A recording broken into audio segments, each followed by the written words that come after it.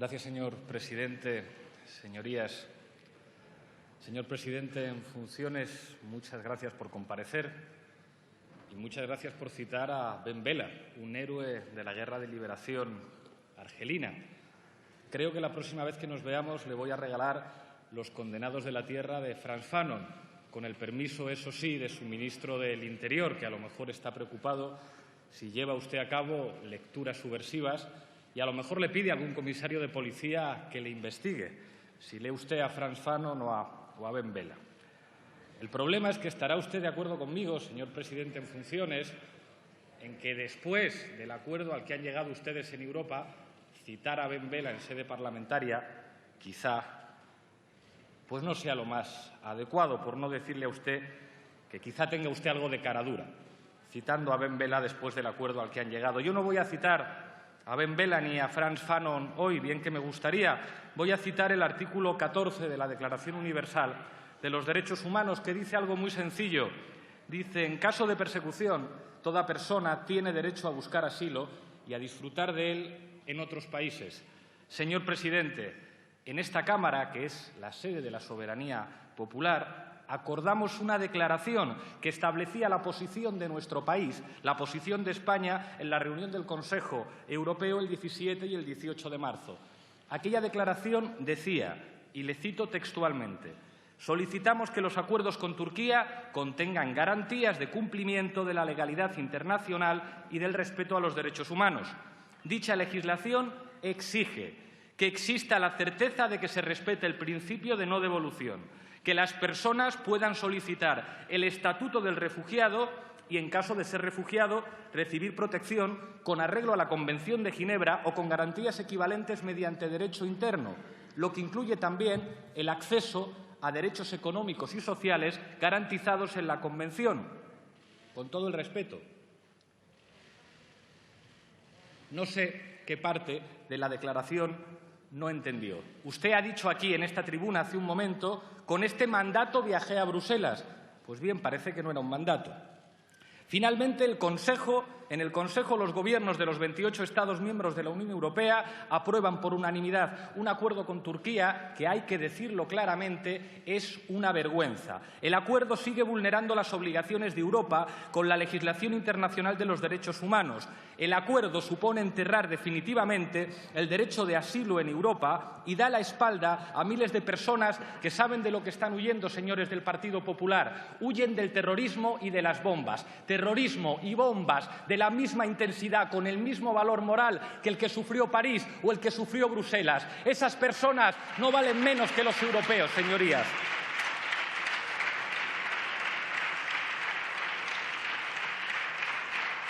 Se ha tratado de vender este acuerdo como un conjunto de medidas temporales y extraordinarias para preservar el orden público. Sin embargo, hablar de orden público, un término que le encanta a nuestro ministro del Interior, que además de rezar a la Virgen y hablar por teléfono, podría leer a Ben Bella y a Frantz Fanon, que no le vendría mal, impone establecer el uso de la fuerza y entender que las vidas humanas son objeto de mercantilización. Y esto no es hablar por hablar. Ustedes han puesto precio a las vidas humanas, 3.000 millones de euros a Turquía. Eso es lo que valen las vidas humanas para ustedes, de muchos europeos.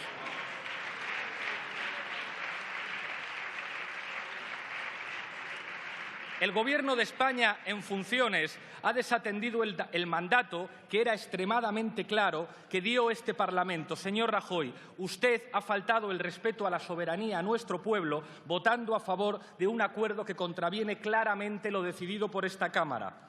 Este acuerdo no incluye las garantías mínimas exigidas en la declaración institucional que aprobó por unanimidad la Comisión Mixta para la Unión Europea en sede parlamentaria aquí el 16 de marzo. Se las voy a recordar por si las ha olvidado usted. Este Parlamento acordó oponerse de manera clara a cualquier acuerdo con Turquía que permitiera expulsiones colectivas. Estas expulsiones están prohibidas por la Carta de Derechos Fundamentales de la Unión Europea y por el Protocolo 4 del Convenio Europeo de Derechos Humanos.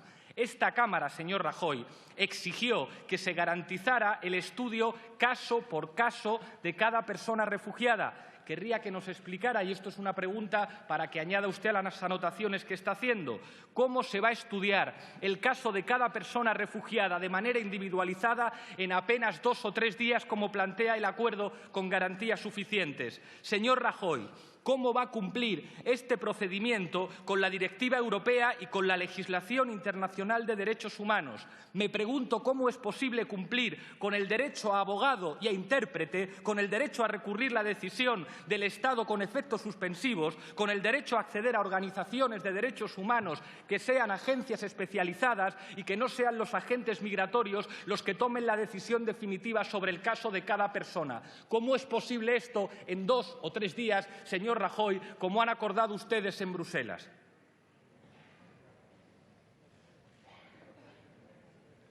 La impresión que tengo, señor Rajoy, es que ustedes han ido a Europa a exportar la peor imagen de la marca España. Ese modelo de devoluciones en caliente que ha sido vergonzoso y que ha situado a nuestro país en la posición vergonzosa de tener que ser denunciado sistemáticamente por organizaciones de derechos humanos. Me hace sentirme orgulloso de ser español nuestra sanidad pública y los profesionales de la educación, pero me hace sentir vergüenza las barbaridades que se han hecho en nuestras fronteras con seres humanos que deberían tener los mismos derechos que los españoles. Es una vergüenza que nuestro país exporte devoluciones en caliente en Europa, señor Mariano Rajoy.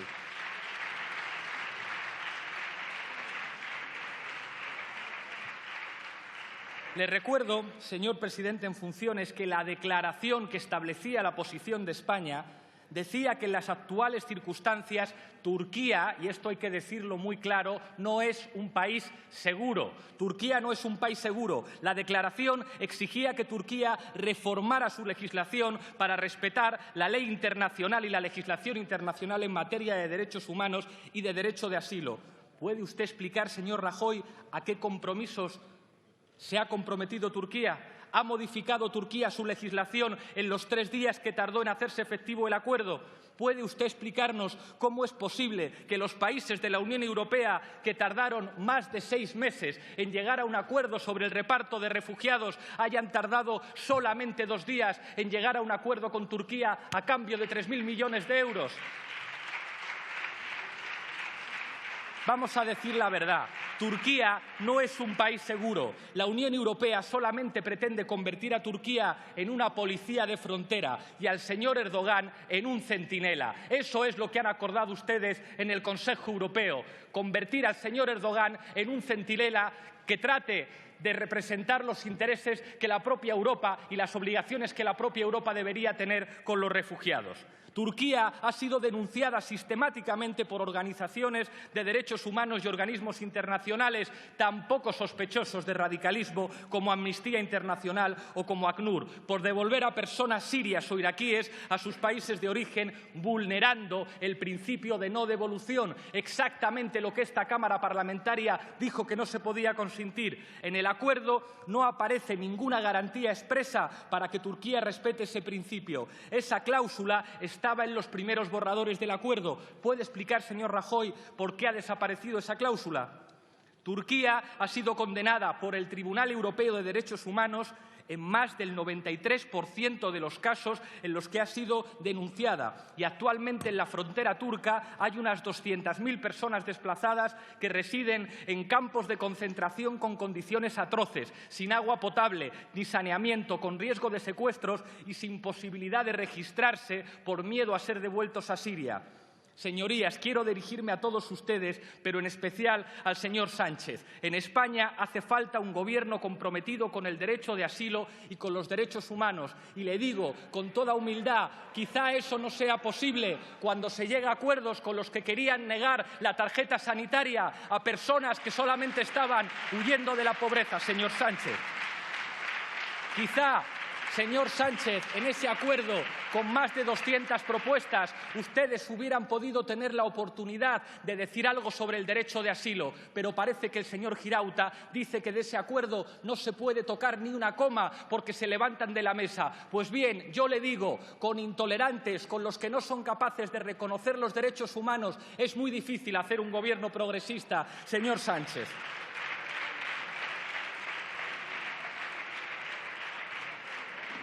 Es urgente abrir vías legales y seguras de entrada a nuestro país y a la Unión Europea.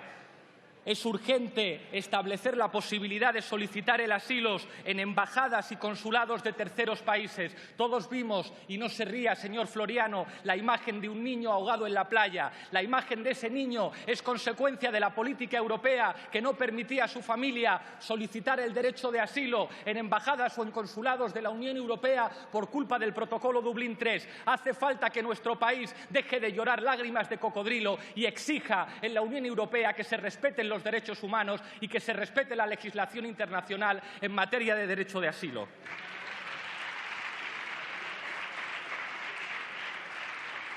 Tenemos que reformar nuestro sistema de asilo y asumir un mayor compromiso en la acogida de personas refugiadas. Actualmente el nivel de concesiones de estatuto del refugiado es muy bajo y hay casos que se quedan en los cajones esperando a poder ser denegados. Eso es algo intolerable en un Estado de Derecho. Es imprescindible mejorar los programas de acogida y garantizar que todas las personas refugiadas tengan todos los derechos. Y todos es todos, señor Rivera. La sanidad, la educación, una vivienda digna y adecuada. Permítanme terminar con una reflexión del Roto. La altura moral de los países es inversamente proporcional a la altura de sus vallas. Ojalá pronto tengamos un gobierno en España, señor Sánchez, que esté a la altura de los derechos humanos. Muchas gracias.